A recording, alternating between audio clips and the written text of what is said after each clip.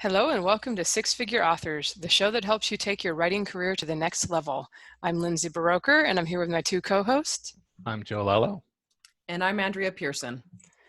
And on this episode, it's going to be just the three of us. We are going to do our first official questions and answers show this week. Some of the questions we'll be talking about will be on advertising during the holidays, if group promos and reader magnets still work, when to pay for audiobooks, and investing when you're actually getting to the point where you're making six figures. Before we jump into that stuff, do you guys have any news that you would like to share? Sure. Thanks to circumstances which I'm not sure if I've mentioned on the show before, I ended up with a really fun and high quality cover for a book that I wasn't intending to release wide. I have a Patreon, and the point of the Patreon is to make short stories financially viable for me, because the income from the Patreon pretty much exactly offsets the edit and cover. So I budget like $100 for the covers, which usually doesn't mean a release ready cover. But the cover that I came up with for this one book ended up being 5 months worth of covers. Like, I just released four books with a basic cover, and got a really, really high quality one for this, because the artist became, quote, dedicated and engaged to the dragon that was on the cover. So I got a really good cover, and I was like, I can't just have this in my Patreon. So I decided to do a full release. So I had an unexpected 99-cent novella release just a few days ago. A few more days ago for you than for me, because we're recording this earlier than you're hearing it, obviously. And I have also started to revise Book of Deacon 6, which is the first of the 3 book 6s I'm hoping to release next year. I've started outlining Free Range 6, which is the second of the book 6s I'm hoping to release next year. And by the time you hear this, I will have returned from a board game convention in Philadelphia, which I'm going to, PAX Unplugged. So that's all my news. And I finished editing Evening Storm, the second book in my Midnight Chronicles, and I published it because it was up for pre-order. But because my editor decided to go get multiple pulmonary embolisms, it still has not been professionally edited. And so I told my readers today, I wasn't planning on telling them, but I told them today, I was like, if you guys want it, you can go grab it, because I know some of you don't care about a few typos here and there. And I don't normally have to make huge changes, but and then I'll just let them know when to go update it, because you know how Amazon lets you do all those updates and things like that.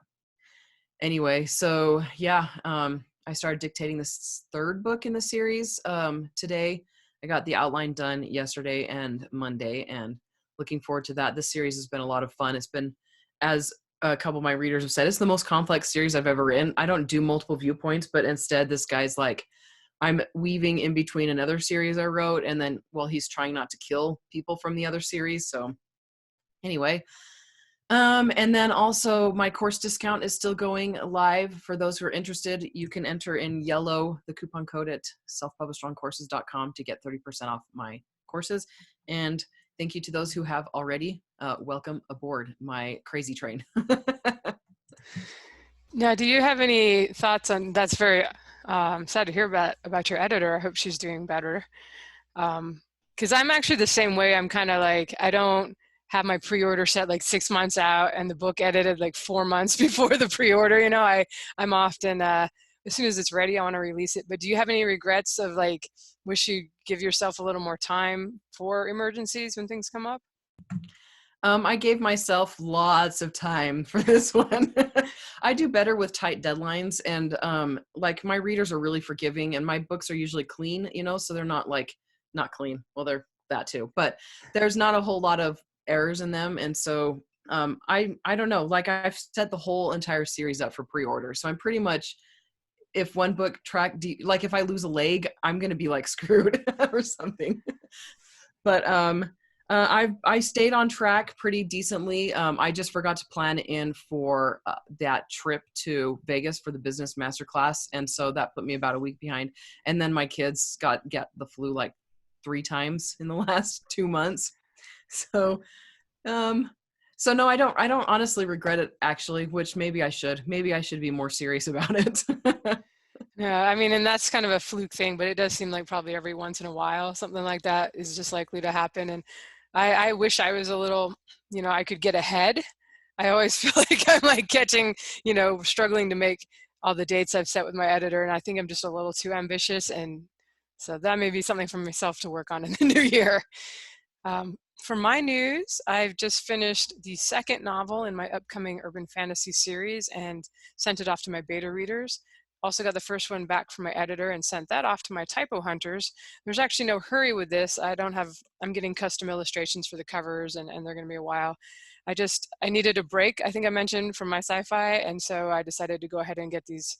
I was just going to do one novel, but I've been on a roll, so I did the second one, and I'm going to outline the third one and start on that. So I'll have that whole launch ready to go about 2 months early.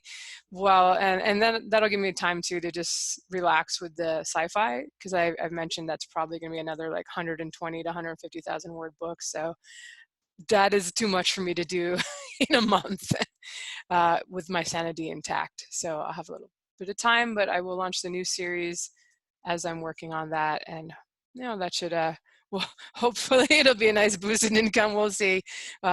New folks may not know it, but I'm jumping into a new subgenre for me with urban fantasy. In other news, I was interviewed on the Spa Girls podcast. That is what they call themselves. It's self-published authors.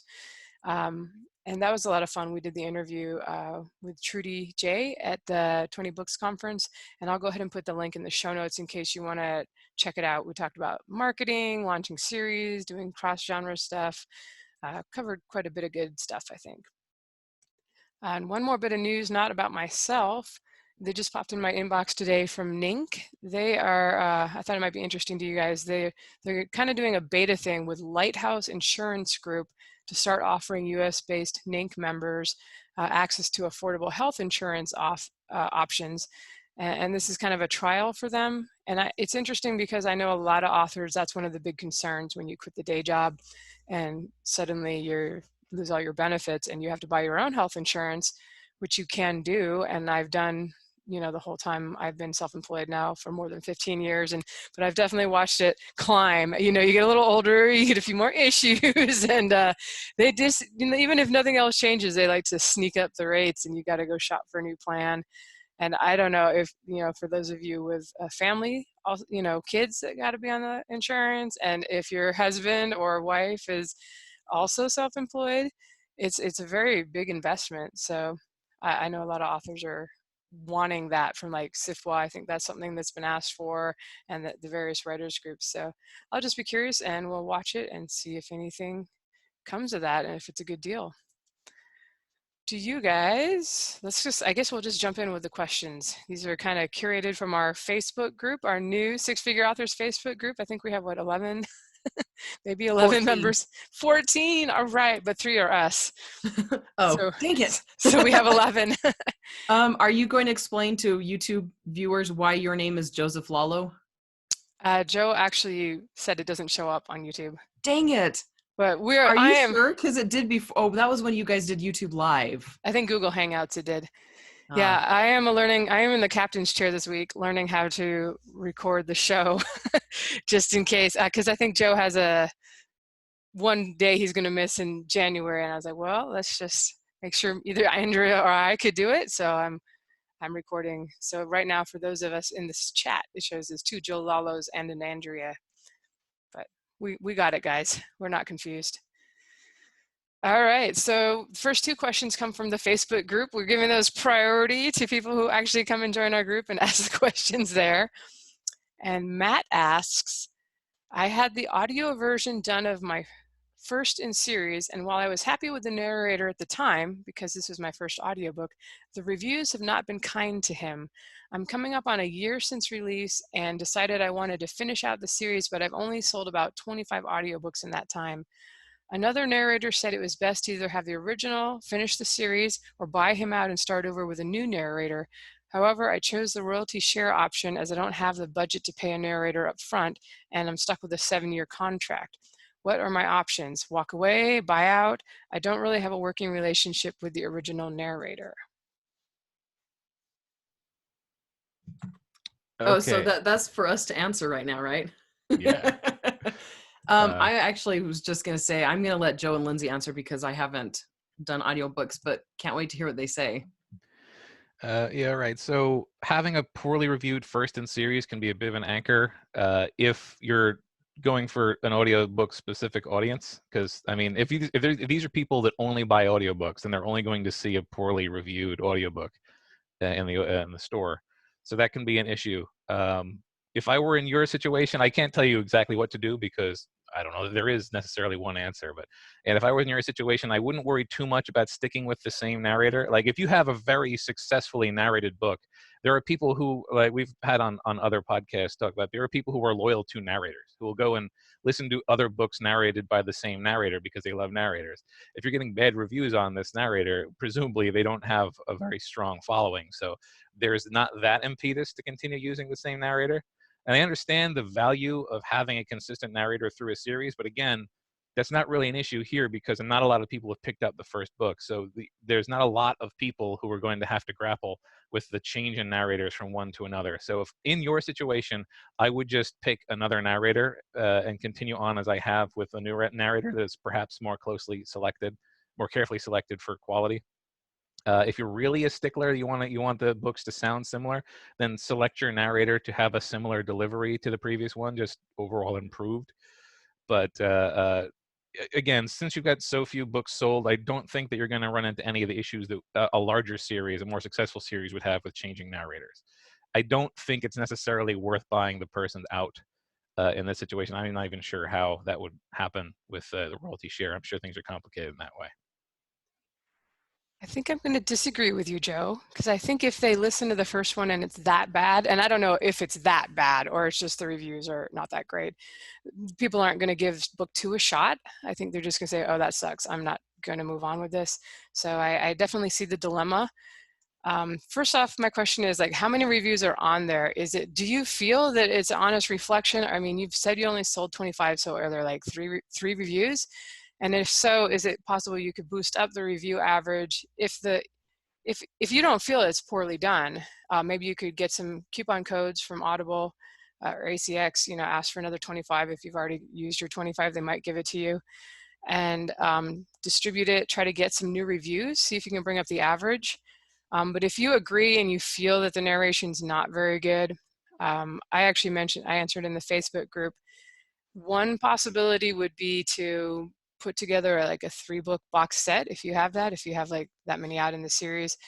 And then you'd basically be circumnavigating the book 1. You just put all your promo efforts into the box set. And I think ACX is even going to make you take down the 1 when you put up the box set. So that, it's going to be iffy because you did the royalty split. You're probably going to have to ask ACX and see if you could do that.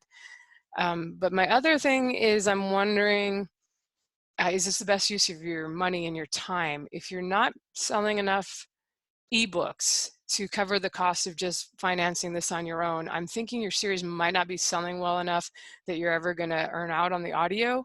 I usually recommend people be making about 500 ebook sales a month of at least of a book 1 before investing in making audiobooks. That's sort of about the level where like you can expect to reasonably break even. And that's really quite a lot of ebooks. If you're selling that many, you're pretty up there in the Amazon rankings. And because it's not like you're automatically going to earn out on a series. It's a pretty big investment. You see kind of what the problem is if you do the royalty split and that doesn't really pan out. You're just like, well, that's it, I'm stuck. Because I think ACX is not going to want to screw over that narrator, so you may have a problem even with the box set idea. Do you guys have any thoughts on that? Like, when would you invest in audiobooks for a series? In my case, I've invested. I have actually paid for 2 of my audiobooks, and both of them were far enough removed from the initial book sales that I sort of started with one hand behind my back because they were not ranking high enough to really get a lot of organic sale. So in both cases, one of them, the shortest one, already paid for has paid for itself, but it took literally years. And the second one, which was much longer and therefore cost much more, still hasn't paid itself back. It's close now, but still hasn't paid itself back. So chances are, even at my current level of success, if I was self-funding all of my audiobooks, I wouldn't be doing audiobooks right now. So yeah, like I would, as it stands, however, most of my audiobooks are being done traditionally by a company called Books in Motion, which makes the cost negative. It makes the cost I make some money up front. So in that case, if you can get that going, then by all means. But at my current state right now, I probably wouldn't be focusing on audiobooks. So if you compare yourself to me, then you might not be doing it either. Also, when you do the royalty split, they're going to look at your sales ranking and like see, are they going to earn any money on this deal? And you're probably going to find you have a pretty limited pool of people who are actually going to be interested, unless they see that, your book has over 100 reviews on Amazon and it seems to be selling. So also something to keep in mind. It's nice to have the audiobooks, but they do represent either money invested to pay for it or a lot of time, like on the narrator's behalf. Okay, moving on to John's question. And this is funny, not funny, but we just recorded a show about group promotions and reader magnets. So John is saying, he's asking, have we reached the end of the effectiveness of growing your list via reader magnet group promotions? I've seen diminishing returns in terms of getting people to actually read the reader magnet and go on to buy the book. I have people who are signing up for my list again and again as they see the reader magnet in subsequent group promotions. Or is it merely a numbers game, and then for every 1,000 to 2,000 inorganic, as Patty Jansen calls them, subscribers, you can only expect maybe a small percentage to actually go on and read your books? I think it's very much a numbers game. Inorganic subscribers will always be less faithful and dedicated than organic ones. So any promotion really is you casting a very wide net and hoping you'll wind up with a few keepers, which is why having a good backlist and a solid way to lead people through it is such a high priority, because then you can afford to make good on a fairly small return on investment from a promo. Because there's just so much money to be made and so much just value to be had from the few people that actually stick around. So I think they're still effective.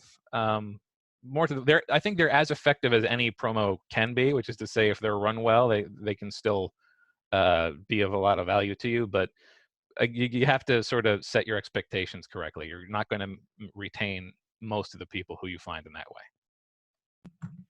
Yeah, and I agree with that, definitely. They've especially gone down in effectiveness, but they're still decent. I mean, back in the gold rush of, list building with other authors, you'd get like 20,000 and quite a few of them would stick around, but I still do list building things with other authors, but not nearly as frequently, just because they're not as effective. And I also don't want to burn out my readers, because when you're doing them, you're having to share those with your lists as well. And so I go through phases. I'll do them for like a few months, and then I won't do them for a whole year, and then I'll do them again. But I found it's more productive for me personally to do my own list building techniques through my own giveaways, where I'm the only author participating. And so I'll give away Kindle Paperwhite, targeting specific readers through Facebook ads and offering a reader magnet to everyone who enters. But basically, like Joe, I've noticed what you've mentioned, that some people sign up over and over again, which is kind of, I'm like, whatever. But it bothers me a little bit, but not enough for me to stop doing the giveaways, because, if they can't remember who they've signed up for, then it's not going to, I don't know that it's going to bother me too much when they unsubscribe, which they probably will if they're doing it regularly. But with any list building strategy, you need to convert them from casually interested readers to super fans. And this, like Joe was saying, your backlist and having a way to push people through them. And so I obviously going to recommend having a solid automation sequence. And depending on where you find them, I recommend having separate automation sequences, because you want to tailor it as much as possible to them. And so like your organic readers will have a different automation sequence from those who find you through specific giveaways. Yeah, I think that's a good point. And I think what Patty said, she was actually on our old show, Sci-Fi and Fantasy Marketing Podcast, that she puts these guys she gets from these group promos on a different list than like the people who sign up from the back of the book and who are proven buyers. And that's how I would do it too if I was going to do this.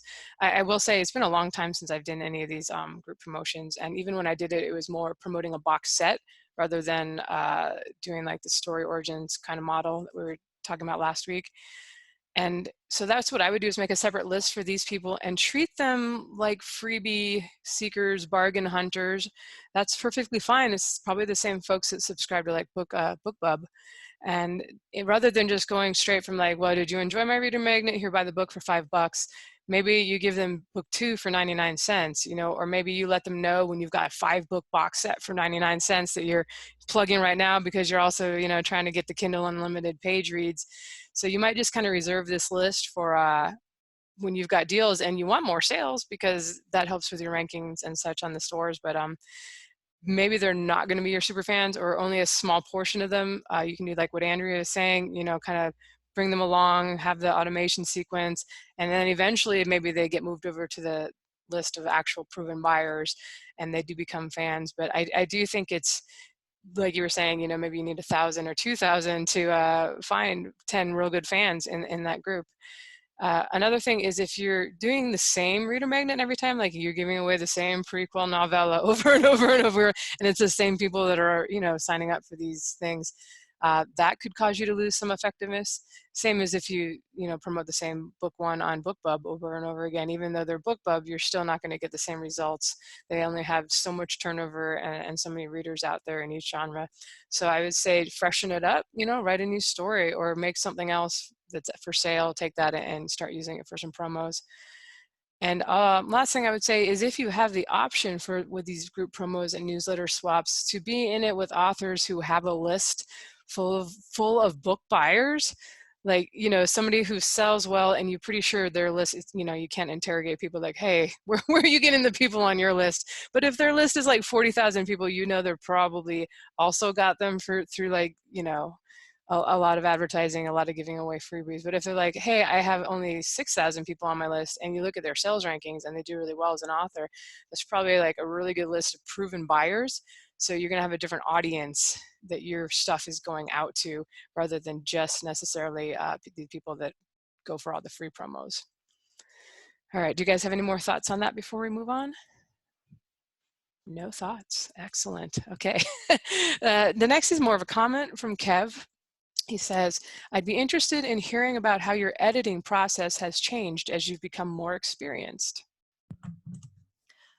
So I don't need nearly as many revisions now as I did in the beginning. I've always been a fast writer because I was a paralegal and I did technical writing when I was in college. And so it took me about 6 weeks to write my first book once I decided to actually do it. But revisions were really, really tedious. And with me doing, 6 to 8 hours of revisions a day for the first year and a half, I mean, that's how long it took that first book. Anyway, so yeah, I need to go through my books multiple times. And one thing that, as a beginning writer, whatever, I found that when I'd come across something that was challenging or I didn't know how to resolve. And so I was like, I'll just fix this in the next time through, instead of making myself do it right then. And that actually slowed me down quite a bit. I ended up having to do a lot more rounds of revisions. And so now I don't let myself do that. I make myself actually work out the problems in that revision, that round. Anyway, so one thing I have noticed, I think this is pretty common. Actually, it is very common. The more you write, the better you get and the faster the revisions go. And so things are much, much easier now. And I use, very few revisions now. As for me, my original editing process was to pants a story. I wrote my first 4 novels without any outlines, and I had endless revisions as a result. Nowadays, I put a lot more time into the outlines, and as a result, the process is much more streamlined. I write the whole book from beginning to end. I don't write multiple books at a time. I've tried it. I don't recommend it. And then I minimize interruptions to the actual flow of writing by leaving notes to myself about edits that will need to be made in the future. And I give them a searchable tag so that I, first off, don't leave them in the final book, and second, can go through without having to dig them out. Then I do a revision in which I read through, address all the notes, and clean things up. And that goes to the beta readers. And unless something is horribly wrong with it, the beta readers will give me notes that I apply and then send it to my editor. And then when I get it back from the editor, I apply the editor's edits. And sometimes I do a typo pass where I'll send it to a final reader. Sometimes I just send it straight from the editor, because I have found that there's about an equal chance that something slipped past the editor and the typo hunter. It's amazing how evasive some typos can be. So yeah, overall, it used to be I had like 6 passes on my own to get something to the point where I would give it to an editor. And now there's like 6 passes total, including the editor and all the other steps. So the whole thing has gotten a lot leaner. I also did many revisions on those first couple of novels, and those are even the first couple novels I actually published. Before that, there were many that were written or partially written that never really got to that really polishing stage. So some of it is just practice, and when you're learning and you're in a critique group, especially in the beginning, or taking classes, or whatever you're doing to learn the craft, you're really conscious about a lot of stuff, and kind of sitting there and looking at each sentence, and eventually you kind of internalize both your style. You become more comfortable with your voice and don't second guess yourself, and you just kind of the rules that you're trying to write lean, clean sentences for clarity. It gets a little internalized after a while. I've definitely found outlining has kept me from having to do things like rewrite entire chapters, or in the beginning it was very common for me to have a file of like cut stuff. That was the classy name I gave it. I never wanted to like just throw it away, but I was like, well, maybe I'll use this again later, and and there'd be pages worth of stuff by the end of the book. It's really uncommon for me to have that now. And it's a little bit practice, a little bit getting cleaner with writing the first drafts, having them be closer to the final thing. I usually do write the full draft without any editing, any going back, just to get it done. And then I make a couple notes to myself if I'm writing along and I realize, okay, I've added this small theme or subplot or something that I need to layer in earlier. Then I just have those notes to myself. And when I do my editing pass, as I'm kind of tidying up the sentence and trying to get rid of repetition, I will address those things that needed to be kind of woven in as foreshadowing or whatever you want to call it. And then, so I only do one editing pass now, and then I send it to my beta readers. And I should explain, for me, my beta readers are actually really good friends who have read all of my stuff. They're avid readers, and they've often remember things that I've forgotten, or they have areas of expertise that kind of complement my deficiencies. And that's why I use these folks. I probably wouldn't at this stage just like randomly use people out of a Facebook group or something. Like, these are really good friends, and I trust their opinions. And they're not usually asking me like for humongous rewrites. It's usually things like my one friend is in the medical field. So she'll be like, hey, your magical cancer is total BS. You need to have it say this, this, and this. Or, my other friend's a database programmer. So she's like, oh, your computer stuff is not working here. So those are the kind of things. And at that point, I'll make whatever little fixes based on their comments if I agree, and send it off to my editor, who is just, not just, she's great, but I pay her for, it's basically proofreading. I'm not looking for somebody to do developmental editing. That's why I did all the years with the critique groups, and I used the beta readers. It's very expensive if you want to do developmental editing. So I try to encourage writers to use critique groups and stuff to get to that level, just learning the ropes themselves and being pretty confident that they're putting a good story together. All right, next question is from Bella. I started dictating when wrist, arm, and shoulder pain was too much. I took to dictation in about 2 hours, so I think I'm a rare duck. The problem now is that I started dictating doing contemporary romance and knocked out 5,000 words an hour, but now that I'm dictating historical Regency romance, I'm doing 3,000 words an hour at best. How can I get those big word counts that Andrea gets? What tips or tricks does she have? And I answered this on the blog, so Bella gets to hear it twice. But basically, so I was wondering if, Regency romance is more dense than contemporary. There's the lingo and the basically everything, the whole is different, obviously. Regency period is different from contemporary period.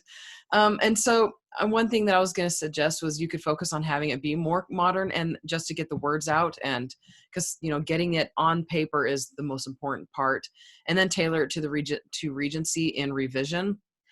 The extra 2,000 words per hour might be worth the extra work on the back end. But how to, just a couple tips on how to get those bigger word counts. And I don't get them every single time. It depends on, a lot of things, like if I'm even slightly hungry, or if I'm a little too tired, or if I'm not entirely sure where I'm going. The things that help me the best is to make sure I'm in a good position. I'm not thirsty. I'm not tired. I'm not hungry. And then I just tell myself to say things, because, sometimes I'm like, I think too hard over it. And I've noticed that later on down the road, I never notice when I'm struggling to find my words, or when I just spit them out while I'm dictating. And so, and then also having a clear idea of where I'm going helps, like outlines and, just thinking about it ahead of time. If you're a pantser, then I don't know, whatever gets the words on paper for you best. And then I've also found that any movement, so like pacing, walking back and forth, helps keep me better on task. And then I also keep quiet little hand toys on hand, to play with while dictating. So, and I do that while I'm recording with the podcast. I'm showing those who are watching. I've got this little purple squishy thing that came from the Purple Mattress Company when we got our purple mattress from the Purple Mattress Company. And it's quiet. I just sit and squish around with it. And then I've got like fidget spinners, just to keep my hands busy. I would sit and draw, but then I'd have my head down the whole time while we're recording. So anyway, but I do things like that while I'm dictating. I even do doodles sometimes, just random, not things that that don't take my brain away from the writing, but it's just anything to help keep my mind focused. And then that actually keeps me going faster and keeps me on task. Yeah, I think there are actually some studies that something about like forward momentum or doing a task that doesn't really require your conscious brain, like driving between two lanes on the highway. It seems to be really conducive to good creativity and output. All right, next question is from Sarah. I'd like to know more about how you look after your earnings once you become a six-figure author. I won't name names here, but what tips do you have for future authors or things you wish you'd known earlier? Pensions, savings, emergencies? I have a dog roaming around, so I'll pass it off to you guys. Okie doke. That's the first thing you need to make sure of, and this is one that can really catch you off guard, is make sure you're keeping track of what you're going to need to pay for taxes. Because if you've not been making a significant amount of money from self-employment, then you would not know that self-employment taxes are much higher than regular taxes. And also, if you've not been making a lot of money from self-employment, you're not accustomed to having to pay taxes, or you're accustomed to having it taken out of your account already. So make sure you have the money to pay your taxes at the end of the year, or quarterly, which is what we end up doing. Other than that, I recommend having a retirement account of some kind, an IRA. I would tell you what kind of IRA, but I have a financial guy, and therefore I don't even know what kind of IRA. I just write him a check every year. Probably a SEP IRA. Sounds about right. I know that I had one of those. So yeah, you get one of those, and aside from giving you retirement, it has tax benefits because it reduces your effective income for the year. And I'm not financial enough to tell you all the details on it. I would say also that if you can invest in something that is persistent and has a stable and potential income generating aspect, like real estate, that's a great idea. Aside from the house that I am currently in, I've never really had enough cash on hand for that sort of investment, but you can also do an investment account, which there are other types of IRAs that are not retirement IRAs that are good for that. So I went with that option, and I so that my money is not completely just sitting in a bank account making pitiful interest. It's sitting in an investment account making less pitiful interest. Don't forget to keep at least some of the money in a semi-liquid state. I like to keep a war chest for book expenses, so that even if everything goes horribly wrong, I have the next 2 releases worth of book money available to me. I also keep a savings account for emergencies. And yeah, unless you're blessed, you're eventually going to have a lean period. I'm currently in a lean period. So having something to draw upon when you're not making necessarily the money that you hope you would be making is super handy. And there's nothing more painful than having to pull it out of one of those long-term accounts. And so far I haven't had to do it because I've planned accordingly. So that's what I say money-wise. I'm also in a lean period right now, having the baby, not releasing anything for 10 months. And I definitely agree with Joe. You need to make sure you've got money on hand for emergencies and for when you do have those downtimes. I wouldn't honestly wait until you reach 6 figures to start putting money aside. Not necessarily investing, but making sure that you've got, and especially as authors, you can't ever predict. I've seen authors who are super successful have a whole year, even a year and a half of really bad royalties. And so I would save enough for, and this is, gradually, it has to happen gradually. It's not going to be something you'll be able to do until you are making a lot of money, but save enough for like a year even, just in case everything falls apart and you don't want to have to go back to, full-time job. But start little in the beginning when you're not making a whole lot, save $25 a month for book stuff and $25 a month for business. that's the same thing for personal and book. um, and then because you'll probably reach a point where the business is going to need more money, and you don't want to have to take from, the personal side of your life, and your personal side of life usually will take from the book side. But I mean, just so that you're saving something a little bit every month. And then as you get more into the bigger figures, increase that amount. And then once you're doing, 6 figures or whatever, start the actual investments into those Roths and the IRAs and all of that. But yeah, and then also watch your money closely. Like, even when you're making a lot of money, a money leak can really hurt you. And don't allow things to leak even when you're making a lot of money.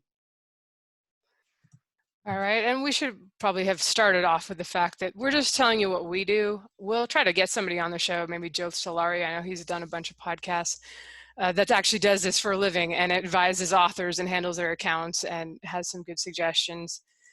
I would say first, pay off any credit cards you have, especially if they're like 20% interest. It doesn't really make sense to invest in anything until you've paid those off, because you're never going to get that much interest from an investment unless you're doing some gambling, some pretty big speculating, and then you could just as likely lose it all. Also, if you have any student loans left, that's a really good thing to pay off when you're getting some extra income in. Those are the one thing that, at least here in the US, that no matter what happens, you can never get rid of them. You can file bankruptcy, you can foreclose on a house, but your student loans, always going to have them. So, until you get that paid off, it's kind of like having a hatchet over your head. So that's a good thing to do with any extra income. And then a lot of indie authors I've talked to just feel, I think anybody, if you're self-employed and you have really variable income, which I certainly know mine will, I'll have like a great month, and then if I don't release for a few months, it'll drop down, and it's kind of amazing how much of a swing you can have. They feel really comfortable once they get their house paid off. So that is something to consider. For investing, I would recommend, if at all possible, you try to cultivate an interest in there's like 3 ways to go. There's a stock market, there's owning your own business, and then possibly investing in a friend's business if you really know the numbers and it makes sense. You become a angel investor at that point. And then there's real estate. I'm a big fan of real estate. I'm pretty contrarian when it comes to retirement accounts and the stock market. It is possible to get a SEP RA that will allow you to invest in real estate or buy gold, things like that. You have to really look around.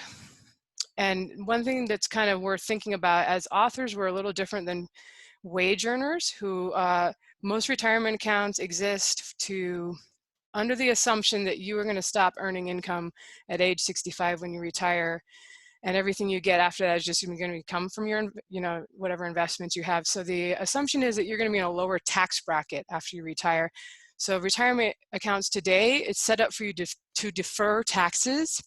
So you're not paying tax this year, but you're going to pay tax when you retire. You have to start taking those, whatever you have in there, you have to start taking it at a certain age out of there. And as authors, we're kind of in an interesting place where we may actually have a lot more money and more valuable IP if we're career authors after 30 or 40 years doing this.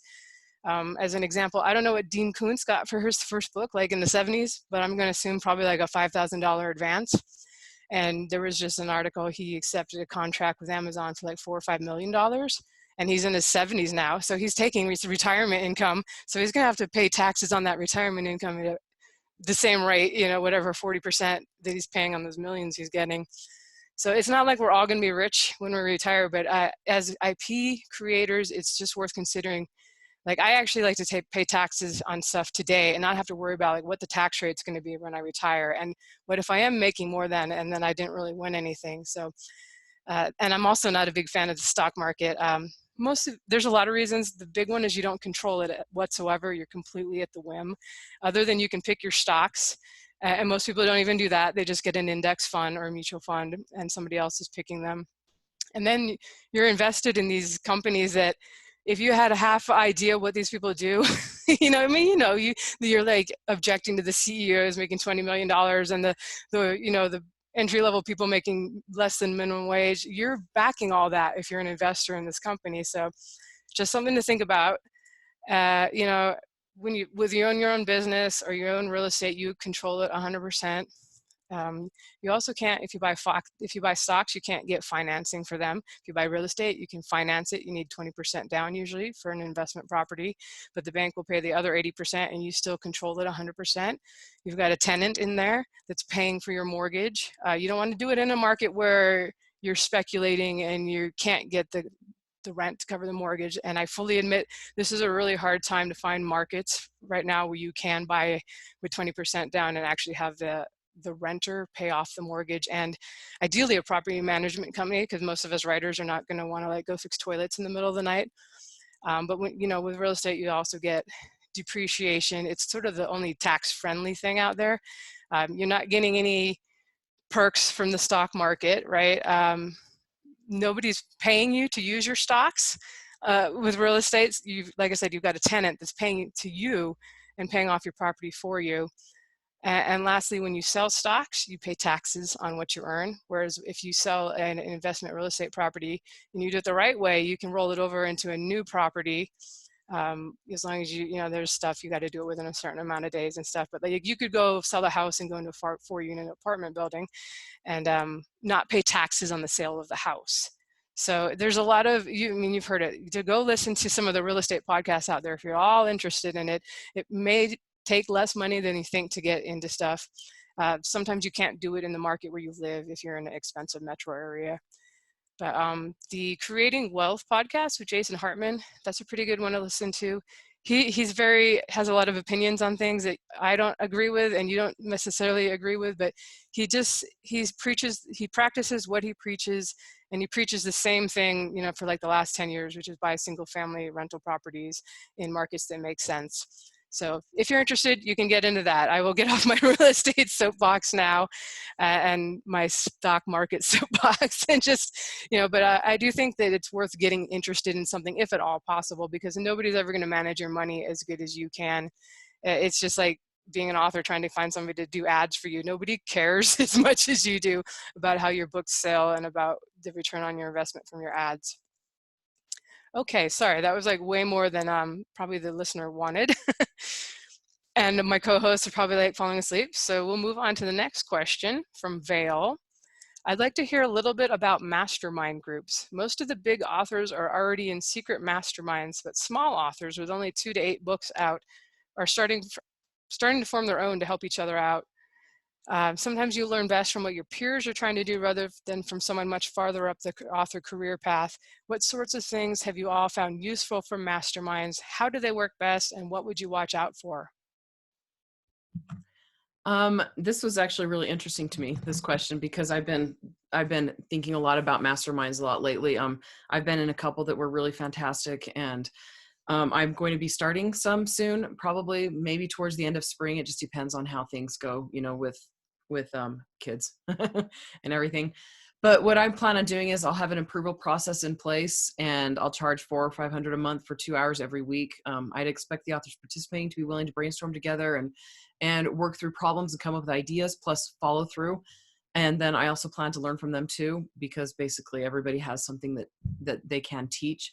And the reason I'm mentioning this is because I strongly recommend you don't join a mastermind unless these sorts of things are in place, because having your time wasted is a huge concern, but even worse is becoming discouraged and unmotivated from interactions.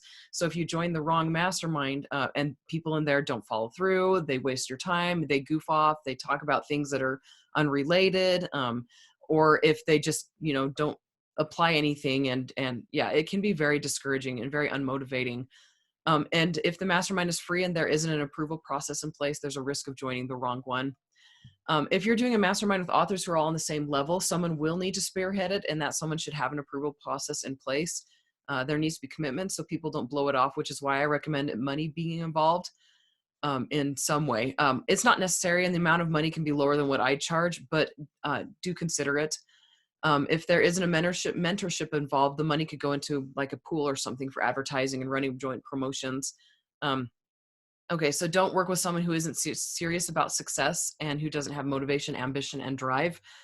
And let's see, as far as how they work best, or how best they work, English, it depends on the goals of those participating. It could be a writing mastermind, it could be a marketing mastermind, etc. It just depends on what you all want. You can meet monthly, weekly, or twice a month. etc.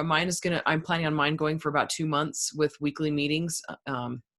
But a lot of people, their masterminds will go longer than that. I have heard of people having masterminds that'll last for a whole year with monthly meetings, 2 years with monthly meetings. It basically depends on what you're looking for. And if you get close to these people, then make it last as long as possible. There needs to be accountability though, and openness about goals and whether they're met or not. And so you're going to want to make sure that you're comfortable with the people in your mastermind, because it's harder to be open with people who you aren't comfortable with. At least it is for me. A lot of people think I'm an open book, but I'm very private about a lot of aspects of my life, and especially about my business.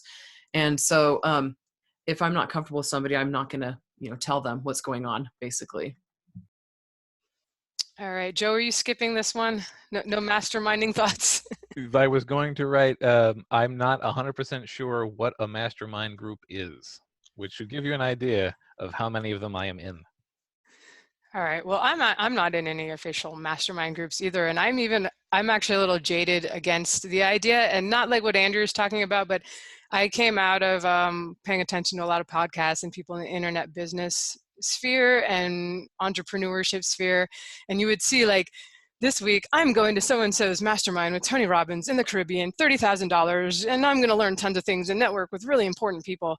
And then like 2 years later, that same person was starting their own mastermind group for $10,000 or something for their audience. And I'm like, so at mastermind groups, you learn that you should start your own mastermind group to make a whole bunch of money from people that, and I know that that's not what Vail's hopefully talking about, but that has left me a little like, ooh, okay, I'm not interested in any of that stuff.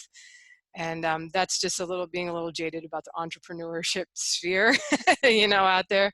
I think authors in general, I think, it's not that bad. I feel like we're pretty good at like trying to look out for each other, especially people who are authors first and not just kind of in here because, oh, the Kindle Gold Rush, I can take advantage. And, here's my course that you should buy. And, for $2,000.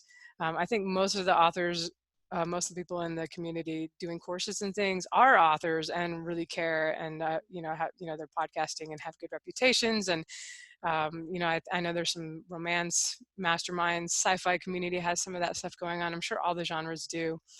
But I will say, even though I've never done anything official like that, not yet, that I've definitely been in groups of people along the way that I found it really useful. First was just kind of from the critique group. It was an online writing workshop, and, you kind of gravitated toward people and became friends with people and started doing critiques with them. And we were all trying to help each other improve the craft and swapping notes on like, what agents are looking for high fantasy right now. And, like what markets might be good for trying to submit your fiction short stories to.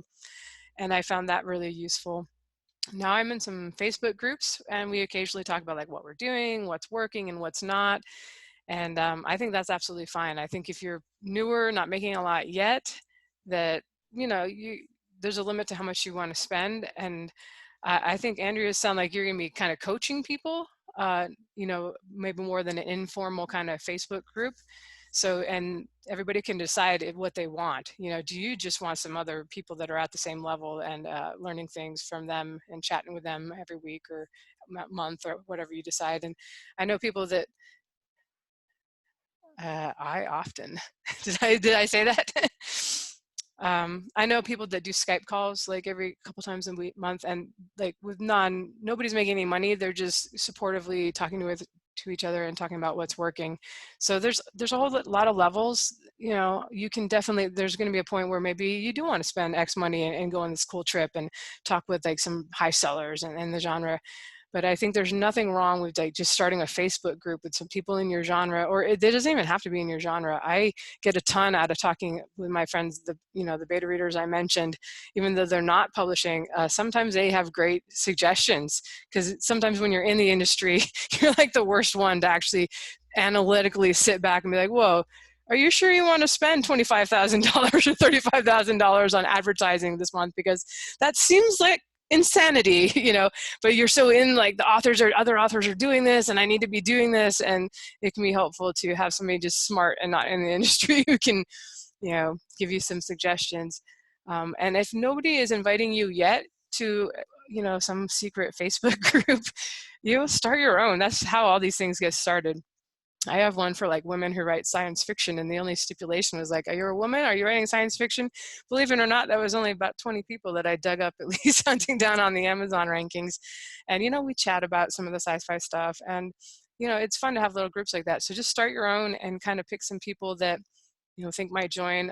One of the nice things about the Facebook groups is it's pretty low. People will join even if you think they might not, because there's no real commitment with that. But you might get some people out of that that are, regulars and really useful.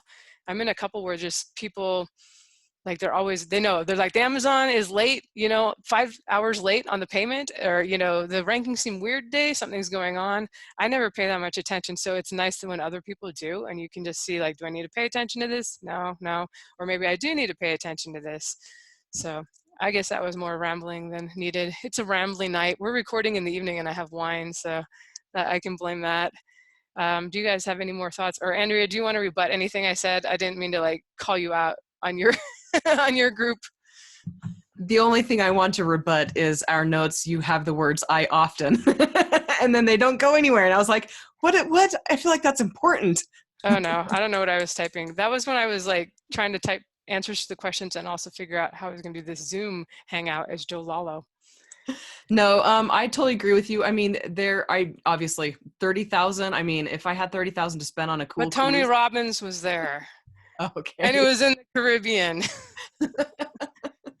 Yeah, no, I'm visioning mine more to be like, I mean, yeah, beneficial to our powwow, where the intense one-on-one and then group, like I'd be doing like maybe a 15 minutes of coaching one person and then group brainstorming where we just come up with ideas. And I want them to be like writers that are similar to me, not necessarily have as many books, but people who have the same goals I have, maybe write the same genre, things like that, because I want it to be something that that I don't know. I want to make and build relationships, and then some of my clients, they don't want to pay my 200 an hour fee, which I don't blame them. That's why I charge 200 an hour, so that not everybody will pick me up. But I mean, a mastermind would be more affordable in that case, Right. And I think if you are getting some coaching from somebody more experienced, then it makes a lot of sense to pay. If you're just going for the honor of networking with other people, then, you can decide if that's something that's worth it for you. But definitely value in finding other people. You find like lifetime friends a lot of times in these sorts of things. So, and especially as writers, we often don't have people locally that get what we do. So it can be really good to make some friends online who are writers. Okay, moving on. Question from Ashley about advertising during the holidays, particularly on Amazon and Facebook ads. Do you three double down or just realize that everyone is advertising more in November and December and allow your ads to take more of a back seat, or something in between? I don't adjust my ads during the holidays. I basically set them up to run well, and then I just I run them as usual. So like I do tweaks and things like that. And I don't even notice really if my ads do worse during the holidays. I haven't really had that happen. They generally, I don't know. I'll have to look through it, but they do just as well, and from what I've been able to see. But so I don't adjust for that, but I do push harder in January and February, because those months for me historically have been my best months, and I like to add fuel to the fire. As for me, I don't. I'm just going to be starting to do like regular ongoing ads. It's in my to-do list for next year. Previously, I only really advertised heavily during releases, and therefore, in order to avoid the expensive advertising times of the holiday season, I don't typically do releases during the holiday season. January and February are common release times for me, and in the early days, whereas you didn't make any money, any extra money during the holiday season on ebooks, you did make extra money on ebooks in January and February, when people with their nice new e-readers were starting to fill them up. But that's not so much the case anymore. We've sort of hit saturation on that particular consumer good. So yeah, that's sort of how I handle things. I usually back off on ad spend during the holidays. I think last year I don't think I was spending anything at all. I just go in my writing cave and start working on the next series, because it seems to be that I'm wrapping things up around that time and getting ready to launch something new. I've launched a series right after Christmas, but I wouldn't launch a new series this time of year. I would just wait and hold it and do a rapid release later. But yeah, ad spend, it usually costs more for ads. Presumably the big publishers are thinking, wow, this is the time everybody's going to buy books to give gifts. But that doesn't really happen with ebooks. Nobody gifts ebooks because that's a lame gift. Usually you want something physical that you can wrap and put under the tree. So you'd be paying more on ads and probably not getting anything more out of it.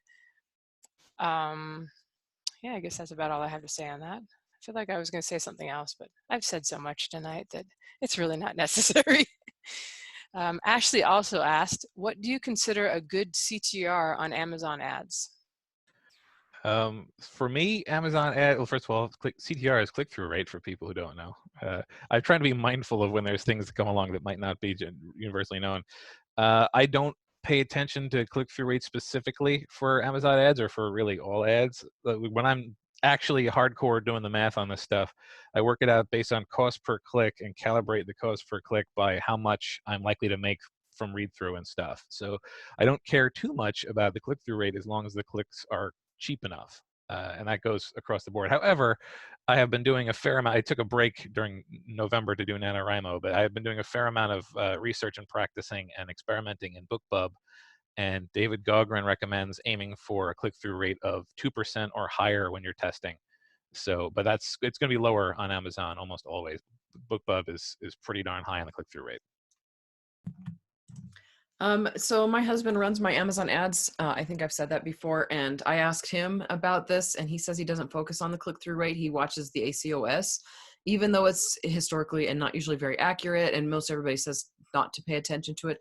He says it's accurate enough for him to get a decent idea. He said, if your ACOS is 1,000%, then your ad sucks. And if your ACOS is 2%, which we have an ad right now that's running at 2% ACOS, then your ad is pretty good. And then he says between 70 and 100, I mean, you can still watch it and just see if it's the first in a series, if your read through is doing well. And then he also watches my daily royalties, which is helpful with those first in series and read throughs. I also don't look too much at CTR for Amazon ads. I actually went in and looked because we had this question. My very best one, which was targeting myself, like as a defensive ad, I started doing that after we talked about it from the NINC conference, was 0.75 is the CTR. And that's like on my own name. So don't expect anything super high. You're competing with everything else on that page. And gasp, surprise, probably they went to that page to buy the book on that page, rather than looking at the ads. So, you're doing pretty good at all if you get any attention. I've definitely got a lot lower ones. I had quite a few that were like around 0.5, 0.5%. And then some that were like 0.03. So that's 0.03%, not even 1%. But you'll also find that the broader you're targeting, the more impressions you're getting, the lower that CTR is going to go down, or you're going to be spending about $35,000 pretty quick. But the more narrow, like when I'm targeting my name, obviously it's going to be the highest of all the stuff I have going on. But not to be discouraged by CTR. I actually have mentioned before, I think that I used to run content websites and made my money from affiliate links and also from Google AdSense. And Google AdSense on most of my sites was way more profitable than the affiliate thing. So I would put the ads in such a place like the upper left corner and take away the border and blend it into the content. So people were like, it always said Google ads or whatever, but I would try to make it so my click-through rate would be as good as it could, because then I made more money. And even then, I got to maybe 3% on some pages that were basically just text and maybe only 2 ads and a couple of links in the content. So, just assume people are there for other reasons. But like Andrea was saying, the ACOS is more important, and I do look at that too. It's really hard to be below 100% on a 99-cent book, which a lot of my book ones are.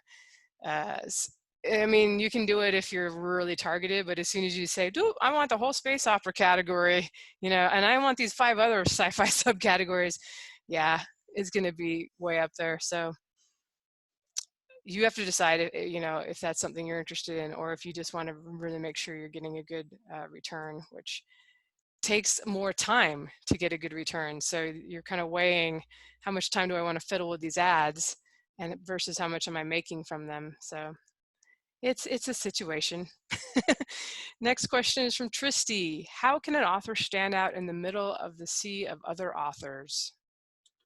Okay.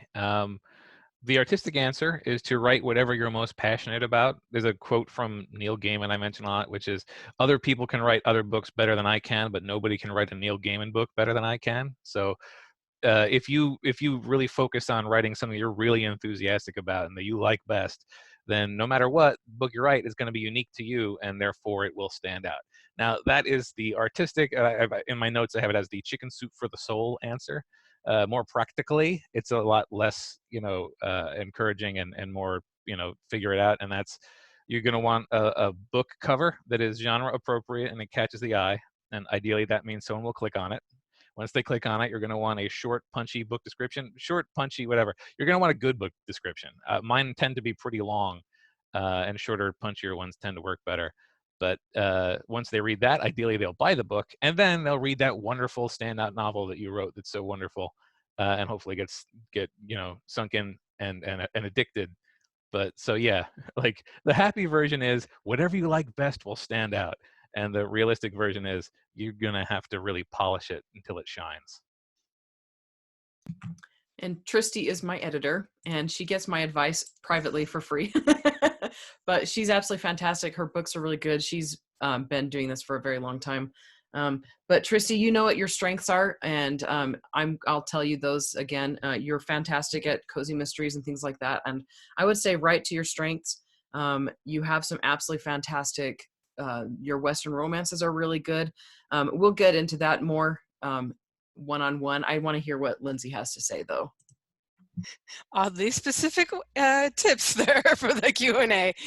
I just assumed that if one person has the question, 1,000 other people. Well, do we have that many listeners yet? Maybe 7 other people. Yes, we have at least 1,000 now. We're around like 4,000 listeners.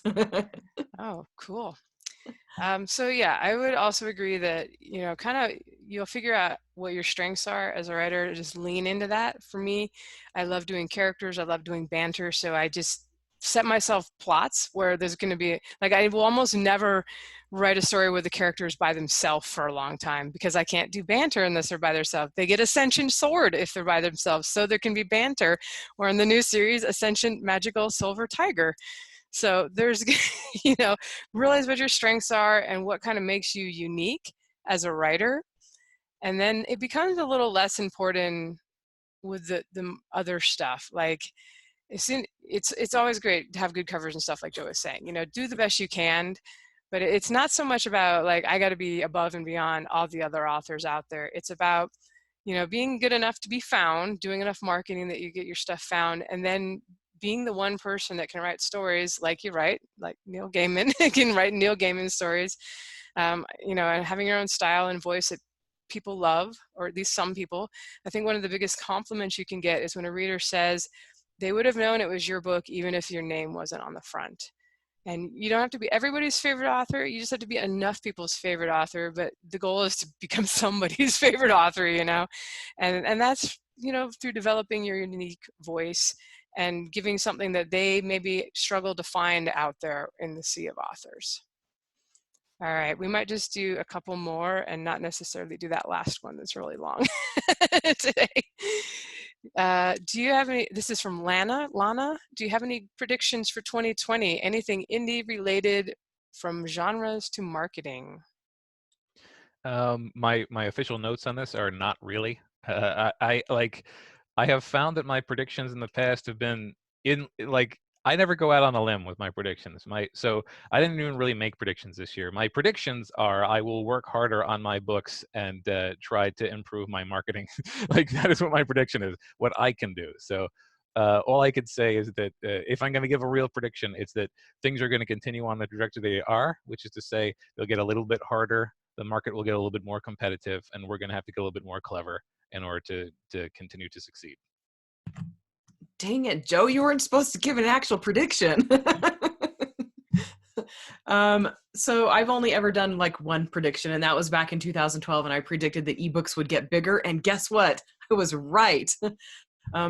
Yeah, I'm more into the personal, how am I doing, and my predictions for myself and things like that. My own, my own series, my own world. All right. Yeah. We've done a couple prediction shows on the old podcast, and I don't think we were ever right. So I think it's more like your bias is you're like, this is what I hope is going to happen this year, but I have no data to back that up. As far as predicting genres, I would actually subscribe or at least go check out the genre report you're interested in from Alex Newton at K-Lytics. And we'll try to get him on the show this year too. He's kind of the guy who's gonna, like, I think he said like, hey, Urban Fantasy Academy stuff, like a year ago, he's like, yep, we're seeing that. So it's hard to predict something before it starts to become a trend, but as an indie author, if you can write fairly quickly and you see that something is becoming a trend, you have the time to, jump on there if it's something you're interested in. Just as a random prediction for marketing, I think we're already starting to see some backlash and like disenchantment with all this advertising and how much money it seems like you have to spend right now to really like get into those top 100s on Amazon. So I think we're going to see more people either experimenting and doing out of the box stuff or just going back to some of the older proven methods that maybe have been forgotten as everybody's jumped on board to do Amazon ads. And that was one thing I was going to say about the holiday thing that I had forgotten, was that if you turn everything off for a month or two and just be like, okay, I'm not launching anything new right now. Do I really need to be spending all this? And then see, like how, because you might be surprised. It might be like it confirms, yeah, everything goes way down, sales big slump when you turn off all the advertising. But I think you might also find it might not go down as much as you thought. So that it's maybe good every once in a while to turn everything off for a few weeks and check that just to see. All right, I think we're going to do one last question here, maybe. This is from James. Just started listening to the new podcast. Great stuff as always. Thank you, James. In your interview with Andrea, she mentioned download bonuses. How are they different from reader magnets?